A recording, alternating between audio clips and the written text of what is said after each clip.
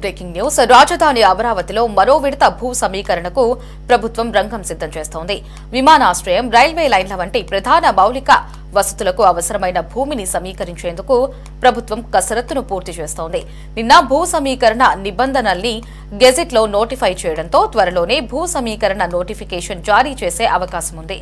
తుళ్లూరు, తాడికొండ, అమరావతి, పెదకూరపాడు మండలాల్లోని 16 గ్రామాలలో మొత్తం 42,226 ఎకరాలను భూ సమీకరణ కింద తీసుకుంటారు.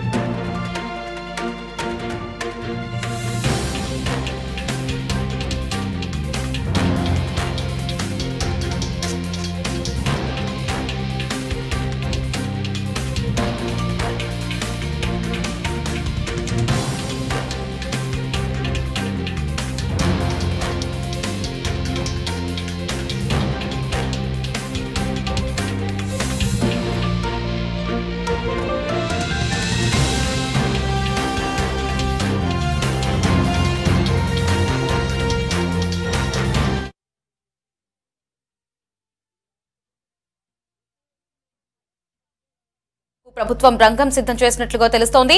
పూర్తి అప్డేట్స్ ని మా ప్రతినిధి గాలిబ్ లైవ్ ద్వారా అందిస్తారు. Ghalib, over to you. Andhra Pradesh రాజధాని అమరావతిని మరింతగా విస్తరించేందుకు ఆంధ్రప్రదేశ్ ప్రభుత్వం ఇప్పటికే నిర్ణయం తీసుకోవడం జరిగింది. ఇందులో భాగంగానే రెండో విడత భూ సమీకరణ చేయాలంటూ కూడా ముఖ్యమంత్రి చంద్రబాబు నాయుడు సిఆర్టీఏ అధికారుల సమావేశంలోనే కీలక నిర్ణయం తీసుకున్నారు.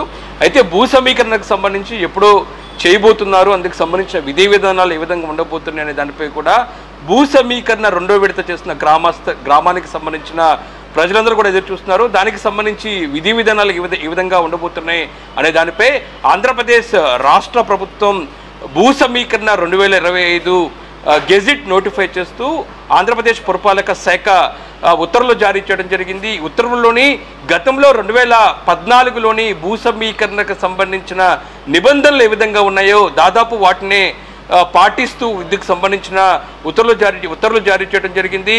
అయితే ఈసారి అంటే గతంలో చూస్తుంటే 2014కు సంబంధించిన భూ సమీకరణలో మొత్తం 29 గ్రామాల్లో దాదాపు 34,000 ఎకరాల వరకు కూడా రాష్ట్ర ప్రభుత్వం భూ సమీకరణ ద్వారా భూములు తీసుకోవడం జరిగింది. ఇందులోని తుళ్లూరు మండలం, మంగళగిరి మండలం, దాంతోపాటు తాడేపల్లి మండలాలు ఉన్నాయి. అయితే ప్రస్తుతం భూ సమీకరణ ద్వారా దాదాపు 42,226 ఎకరాల వరకు కూడా రాష్ట్ర ప్రభుత్వం భూ సమీకరణ ద్వారా భూములు తీసుకోబోతుంది. ఈ ప్రాంతాల్లోని ప్రధానంగా చూసినట్టయితే గ్రీన్ఫీల్డ్ ఎయిర్పోర్ట్, దాంతోపాటు స్పోర్ట్స్ సిటీ, ఇంకా ఇతర విభాగాలు ప్రధానంగా అదే ప్రాంతంలోని ఇండస్ట్రియల్కి సంబంధించి పెద్ద ఎత్తున పెట్టేందుకు ప్రైవేటు కంపెనీలకు భూములు ఇవ్వబోతుంది. దీనికోసం కూడా రాష్ట్ర ప్రభుత్వం దాదాపు 10,000 ఎకరాల వరకు కూడా అవసరం అవుతుంది అనే నిర్ణయానికి వచ్చింది. ఈ నేపథ్యంలోనే మరింతగా అమరావతి విస్తరణ అభివృద్ధి కోసం రెండో విడత భూ సమీకరణ చేయాలి అనే నిర్ణయానికి రాష్ట్ర ప్రభుత్వం వచ్చింది. అందులో భాగంగానే 42,226 ఎకరాల వరకు కూడా రెండో విడత భూ సమీకరణ ద్వారా రాష్ట్ర ప్రభుత్వం తీసుకోబోతుంది. అయితే ఇందులో ప్రధానంగా చూసినట్టయితే ఏ ప్రాంతంలో భూ సమీకరణ చేయబోతున్నారు అనే దానిపై కూడా మీకు వివరించబోతున్నాను. మొత్తం 4 మండలాల్లో తాడికొండ, తుళ్లూరు, అమరావతి, పెదకూరపాడు మండలాల్లో కూడా భూ సమీకరణ చేయబోతున్నారు. ఇందులో చూసినట్టయితే తాడికొండ మండలానికి సంబంధించి 7,256 ఎకరాలు, తుళ్లూరు మండలానికి సంబంధించి 10,878 ఎకరాలు, అమరావతి మండలానికి సంబంధించి 13,504 ఎకరాలు, పెదకూరపాడు మండలానికి సంబంధించి 4,586 ఎకరాలు, మొత్తం 42,226 ఎకరాల వరకు కూడా భూములను సమీకరణ ద్వారా రాష్ట్ర ప్రభుత్వం తీసుకోబోతుంది. ఇందులో మొత్తం ఈ 4 మండలాల్లో చూసినట్టయితే 16 గ్రామాలు ఉండబోతున్నాయి. ఈ 16 గ్రామాల్లోని మేజర్ గ్రామాల్లో ఇప్పటికే గ్రామ సభలు పూర్తి చేశారు. ఆయా నియోజకవర్గానికి సంబంధించిన ఎమ్మెల్యేలు గ్రామ సభలు నిర్వహించి రెవెన్యూ అధికారుల ద్వారా గ్రామానికి సంబంధించిన రైతులతో నేరుగా మాట్లాడారు. 2014లో ఈ విధంగా భూములు ఇచ్చిన రైతులకు పరిహార పరంగా రాష్ట్ర ప్రభుత్వం ఏ విధంగా న్యాయం చేసిందో అదే తరహాలోని ఇచ్చే విధంగా కూడా ఇప్పటికే గ్రామానికి సంబంధించిన రైతులను రాష్ట్ర ప్రభుత్వానికి సంబంధించి ఎమ్మెల్యేలు అధికారులు కూడా ఒప్పించడం జరిగింది. అయితే మిగతా ప్రాంతాలకు సంబంధించి కూడా ఇంకా గ్రామ సభలు నిర్వహించాల్సిన అవసరం ఉంది. ఈ నేపథ్యంలో అమరావతి మండలంలోని ధరణికోట, తాడికొండ మండలంలోని బండారుపల్లి, దామరపల్లి, కంతేరు, లాం, నిడిముక్కల, పొన్నెకల్లు, తాడికొండ గ్రామాల్లోని త్వరలోనే గ్రామ సభలు నిర్వహించబోతున్నారు. ఇప్పటికే విధి విధానాలకు సంబంధించి ఉత్తర్వులు వచ్చిన నేపథ్యంలోని రేపటి నుంచి కూడా వరుసగా అంటే పెండింగ్లో ఉన్న గ్రామాల్లో కూడా గ్రామ సభలు నిర్వహించేందుకు కూడా ఇప్పటికే సిఐడి అధికారులు సిద్ధమవుతున్న పరిస్థితి కనపడుతుంది. అయితే నిబంధనలు ఏ విధంగా ఉన్నాయి, విధి విధానాలు ఏ విధంగా ఉన్నాయి, గతంలో ఇచ్చిన 2014లో ఇచ్చిన ఏదైతే భూ సమీకరణకు సంబంధించి నిబంధనలు ప్రస్తుతం కొనసాగుతున్నాయా లేదా అనే దానిపై కూడా మీకు వివరించే ప్రయత్నం చేస్తాను.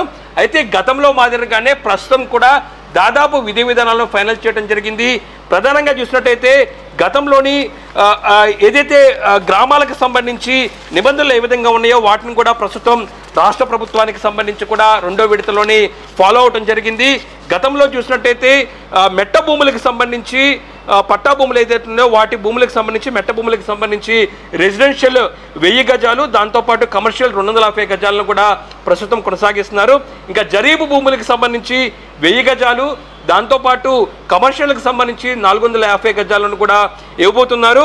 ఇంకా దాంతోపాటు మాజీ సైనికులు, అసైన్డ్ భూములు, రాజకీయ బాధితులు, స్వతంత్ర సమరయోధులకు సంబంధించి రెసిడెన్షియల్ మెట్ట భూములకు సంబంధించి 1000 గజాలు, కమర్షియల్కి 250 గజాలు, దాంతోపాటు జరీబు భూములకు సంబంధించి 1000 గజాలు, ఇంకా కమర్షియల్కి సంబంధించి 450 గజాలు కూడా రిటర్నబుల్ ఫ్లాట్ కుండా ఇవ్వబోతున్నారు. ఇంకా అసైన్డ్ భూములకు సంబంధించి ఏ విధంగా నిర్ణయం తీసుకున్నారో, ఏ విధంగా నిర్ణయం తీసుకుంటారో దానిపై కూడా అందరూ ఎదురు చూస్తున్నారు. 1954 ముందు అసైన్ చేసిన భూములకు సంబంధించి రెసిడెన్షియల్ 1000 గజాలు, కమర్షియల్ 250 గజాలు కూడా ఇవ్వబోతున్నారు. ఇది మెట్ట భూములకు సంబంధించి.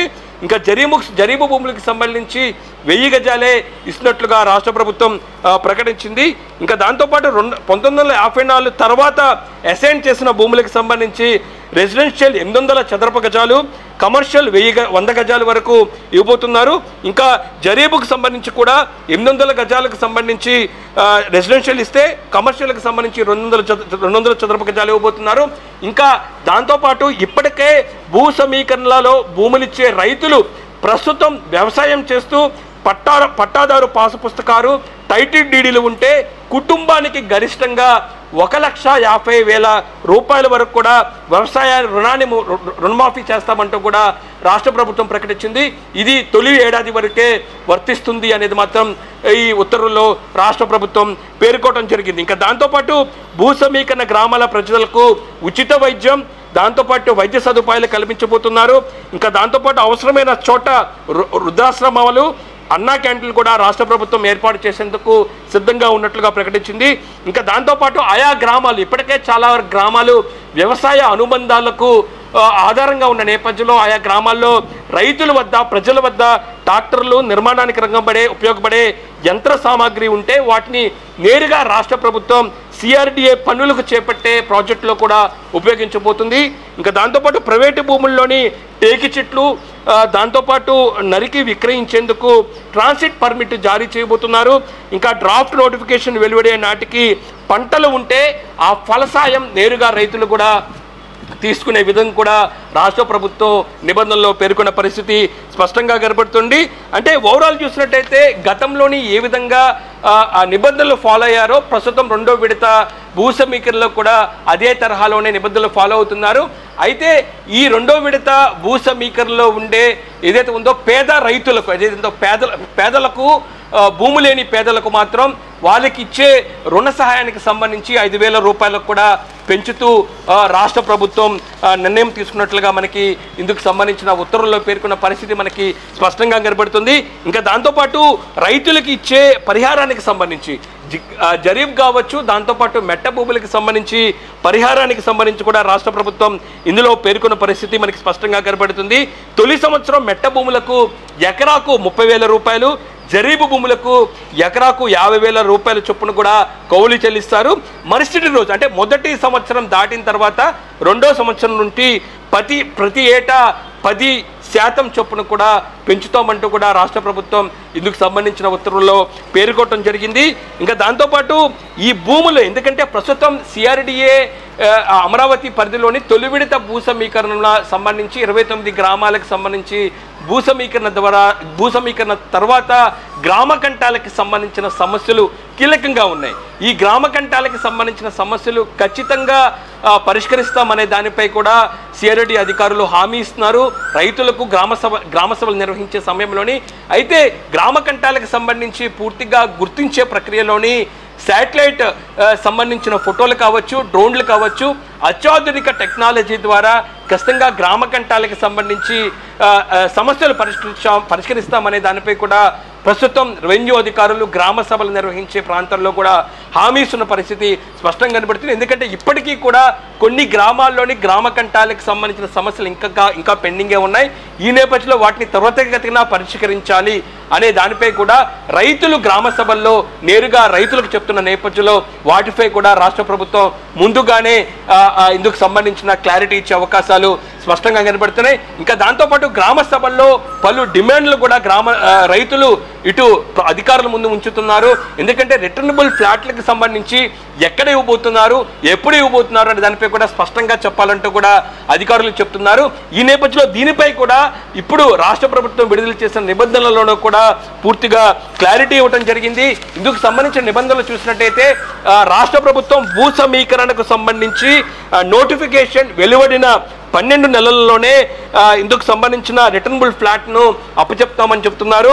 ఇందులోని వాటిలో రహదారులు, విద్యుత్తు, టెలిఫోన్ లైన్లు, వీధి దీపాలు, తాగునీరు, మురుగునీరు, వర్షం నీటిపై పారుదల వ్యవస్థలు, పార్కులు, ఆట స్థలాలు, ఖచ్చితంగా మౌలిక వసతులు, కనీస మౌలిక సదుపాయాలు ఏముంటాయో వాటిని పూర్తిగా అభివృద్ధి చేస్తాము. అందుకు సంబంధించి 12 నెలల్లోనే రిటర్నబుల్ ఫ్లాట్లను ప్రకటిస్తామంటూ కూడా ఇందుకు సంబంధించిన 2వ విడత నోటిఫికేషన్ సంబంధించిన నిబంధనలలో రాష్ట్ర ప్రభుత్వం పేర్కొన్న పరిస్థితి మనకి స్పష్టంగా కనబడుతుంది. ఇంకా దాంతోపాటు భూములు ఇచ్చిన రైతులకు సంబంధించి ఖచ్చితంగా ఎటువంటి న్యాయం చేయాలో అందుకు సంబంధించిన న్యాయం చేస్తామంటూ కూడా ఇప్పటికే రాష్ట్ర ప్రభుత్వం ప్రకటించింది. దానికి అనుగుణంగానే ఏ గ్రామాల్లో భూ సమీకరణ చేస్తామో ఆ గ్రామాలకు సంబంధించి ఆయా నియోజకవర్గానికి సంబంధించిన ఎమ్మెల్యేలు, ప్రధానంగా మనం అమరావతి పెదకూరుపాడు చూసినట్టయితే ఆ స్థానికంగా ఉన్న ఎమ్మెల్యే భాష్యం ప్రవీణ్ ఇప్పటికే గ్రామ సభలు నిర్వహించారు. గ్రామ సభలు నిర్వహించి మెజారిటీ గ్రామాల్లో రైతులను కూడా ఒప్పించిన పరిస్థితి కనబడుతుంది. అదే తరహానే తాడికొండ నియోజకవర్గంలోని తుళ్ళూరు అట్లాగే తాడికొండకు సంబంధించి పలు గ్రామాలు కూడా 2వ విడత భూ సమీకరణలో తీసుకుంటున్న నేపథ్యంలోని ఆ నియోజకవర్గానికి సంబంధించిన ఎమ్మెల్యే శ్రావణ్ కుమార్ కూడా పూర్తి స్థాయిలో ఇప్పుడు గ్రామ సభలు నిర్వహించి రైతుల నుంచి కూడా ఒప్పిస్తున్న పరిస్థితి కనబడుతుంది. అయితే చాలా మందికి చూసినట్టయితే మొత్తం 42,000 ఎకరాలు 42,226 ఎకరాలు 2వ విడతలో తీసుకుంటే వాటిని దేనికోసం రాష్ట్ర ప్రభుత్వం ఉపయోగిస్తుంది అనే దానిపై కూడా అందరి నుంచి కూడా ప్రశ్నలు వస్తూ ఉన్నాయి. దీనిపై కూడా రాష్ట్ర ప్రభుత్వం క్లారిటీ ఇస్తుంది. ఎందుకంటే 42,226 ఎకరాల్లోని దాదాపు 32,226 ఎకరాల వరకే 32,226 ఎకరాలు ఇటు రిటర్నబుల్ ఫ్లాట్ కింద రైతులు ఇవ్వబోతున్నారు. దాంతోపాటు ఇవే భూముల్లోనే రాష్ట్ర ప్రభుత్వం రహదారులు కావచ్చు, ఇతర మౌలిక వసతులు కూడా ఉపయోగించబోతుంది. అయితే మిగతా 10,000 ఎకరాల వరకే రాష్ట్ర ప్రభుత్వం ఉపయోగించుకోబోతుంది. ఇందులో గ్రీన్ఫీల్డ్ ఎయిర్పోర్ట్ ఉండబోతుంది 5,000 ఎకరాల వరకు. మిగతా 2,500 ఎకరాల వరకు కూడా స్పోర్ట్స్ సిటీ నిర్మించబోతున్నారు. మిగతా 2,500 ఎకరాల్లోని రాష్ట్ర ప్రభుత్వం ఇండస్ట్రియల్ కూడా పూర్తిగా ఉపయోగించబోతుంది. ఇదైతే అంతర్జాతీయ పరిశ్రమలకు సంబంధించిన వ్యవస్థలు ఇటు అమరావతికి వస్తున్న నేపథ్యంలో మరింత భూములు కావాల్సి వస్తాయని కూడా రాష్ట్ర ప్రభుత్వం గుర్తించింది. ఇదే 2వ విడత భూ సమీకరణలో తీసుకునే దాదాపు 2,500 ఎకరాల్లోని ఇందుకు సంబంధించిన ఇండస్ట్రియల్కి సంబంధించి పూర్తి స్థాయిలో ఉపయోగించబోతున్నారు. మిగతా భూముల్లోని ఇప్పటికే కేంద్ర ప్రభుత్వం అమరావతిలో రైల్వే లైన్ శాంక్షన్ చేయడం జరిగింది. దాదాపు 50 కిలోమీటర్లలోని ఇందుకు సంబంధించిన రైల్వే లైన్ ఉండబోతుంది. ఇటు అమరావతి ప్రాంతంలోని నంబూరు నుంచి ఖమ్మం జిల్లా వరకు కూడా ఇందుకు సంబంధించిన రైల్వే ఎర్రబాలెం వరకు కూడా రైల్వే జోన్ ఉంటున్న నేపథ్యంలోని ప్రస్తుతం 2వ విడతలో తీసుకునే భూములలో కూడా ఇందుకు సంబంధించిన రైల్వే లైన్స్ క్లియరెన్స్ ఇవ్వబోతున్నారు. ఎందుకంటే రైల్వే లైన్ వేస్తున్న నేపథ్యంలో ఇది ప్రస్తుతం కేంద్ర ప్రభుత్వం రైల్వే శాఖ వేస్తున్న నేపథ్యంలోని చాలామంది రైతులకు అమరావతి ప్రాంతంలో రైతులకు ఏ విధంగా పరిహారం ఇచ్చారో అదే తరహా పరిహారం ఇవ్వాలంటూ కూడా డిమాండ్ చేస్తున్న నేపథ్యంలో ఇలాంటి సమస్యలు భవిష్యత్తులో లేకుండా, ఎందుకంటే రేపు ఎయిర్పోర్ట్కి సంబంధించి భూములు తీసుకోవాల్సి ఉంటుంది, దాంతోపాటు స్పోర్ట్స్ సిటీకి తీసుకోవాల్సి ఉంటుంది, దాంతోపాటు ఇతర పరిశ్రమలకు కూడా తీసుకోవాల్సిన పరిస్థితి ఉంటుంది. ఇలాంటి పరిస్థితులు వచ్చిన నేపథ్యంలో ఎక్కడ ఇబ్బందులు రాకుండా, సమస్యలు లేకుండా ముందుగానే ఆ ప్రాంతానికి సంబంధించి భూ సమీకరణ తీసుకున్న ద్వారా వెంటనే రైతులకు పరిహారం రూపంలోని వాళ్ళకి న్యాయం చేసిన వెంటనే ఖచ్చితంగా మిగతా భూములు దాదాపు 10,000 ఎకరాల వరకు కూడా భూములు ఉంటాయనేది కూడా ప్రభుత్వం అంచనా వేస్తుంది. ఆ భూముల్లో ఖచ్చితంగా ఈ గ్రీన్ఫీల్డ్ ఎయిర్పోర్ట్ కావచ్చు, ఇతర నిర్మాణాలు చేపట్టేందుకు సులువుగా ఉంటుందనే దానిపై కూడా రాష్ట్ర ప్రభుత్వం నిర్ణయం తీసుకోవడంతోనే రెండో విడత భూ సమీకరణకు ఒప్పించడం జరిగింది. ఇప్పటికే ముఖ్యమంత్రి చంద్రబాబు నాయుడు ప్రస్తుతం 29 గ్రామాలకు సంబంధించిన రైతులతో ఒక సమావేశం నిర్వహించారు. ఎందుకంటే చాలా మంది రైతులు చాలా అపోహలు ఉన్నాయి. ప్రస్తుతం ఉన్న 29 గ్రామాలు అభివృద్ధి చేయకుండా రెండో విడత భూ సమీకరణ ఎందుకు తీసుకుంటున్నారనే దానిపై కూడా చాలా మంది తమ సమస్యలను ఇప్పటికే రైతుల ముందు, అధికారుల ముందు చెప్తున్నారు. దీని మీద ఇటీవల ముఖ్యమంత్రి చంద్రబాబు నాయుడు 29 గ్రామాలకు సంబంధించిన రైతులతో ఒక సమావేశం నిర్వహించారు. ఈ సమావేశంలోని ప్రస్తుతం అమరావతి ప్రాంతం గ్రేటర్ వరకే పరిమితమైంది. ఇది ఇంటర్నేషనల్ తరహాలోని పూర్తిగా అభివృద్ధి చెందాలంటే మరింత సంస్థలు రాబోయే రోజుల్లోని అమరావతికి రాబోతున్నాయి. ప్రస్తుతం ఉన్న భూ సమీకరణ తీసుకున్న 34 ఎకరాల వరకు కొంత పరిశ్రమలు, దాంతోపాటు గవర్నమెంట్కి సంబంధించిన ఆఫీసులు, కార్యాలయాల నిర్మాణానికే సరిపోతున్నాయి. రాబోయే రోజుల్లోని ఎయిర్పోర్ట్ కావచ్చు, రైల్వే లైన్ కావచ్చు, దాంతోపాటు ఇంటర్నేషనల్కి సంబంధించిన ఇండస్ట్రీలు వచ్చే అవకాశాలు ఉన్నాయి. వీటికి మరింతగా భూములు కావాల్సి ఉంటుంది. అందుకే ప్రస్తుతం ఆ ప్రాంతంలో భూ సమీకరణ చేస్తాము. ప్రస్తుతం 29 గ్రామాలు పూర్తిగా అభివృద్ధి చేసిన తర్వాత వాటి మీద ఫోకస్ పెడతానంటూ కూడా ముఖ్యమంత్రి చంద్రబాబు నాయుడు ప్రస్తుతం ఉన్న 29 గ్రామాల రైతులకు హామీ ఇవ్వడంతో ప్రస్తుతం వాళ్ళు సానుకూలంగా స్పందించిన పరిస్థితి కనబడుతుంది. అంటే ఓవరాల్ చూసినట్లయితే అమరావతి ప్రాంతంలోని ఒక కీలక అడుగు అని చెప్పుకోవచ్చు. కూటమి ప్రభుత్వం అధికారంలో వచ్చిన తర్వాత అమరావతి నిర్మాణాలను పరుగులు పెడుతున్న తరుణంలోని తాజాగా అమరావతి ప్రాంతానికి సంబంధించి రాజధాని విస్తరణలో భాగంగా 42,226 ఎకరాలకు సంబంధించిన భూ సమీకరణ కోసం మొత్తం 4 మండలాల్లో భూ సమీకరణ చేసేందుకు రాష్ట్ర ప్రభుత్వం విధి విధానాలు ఖరారు చేస్తూ ఉత్తర్వులు జారీ చేయడం జరిగింది. లహరి.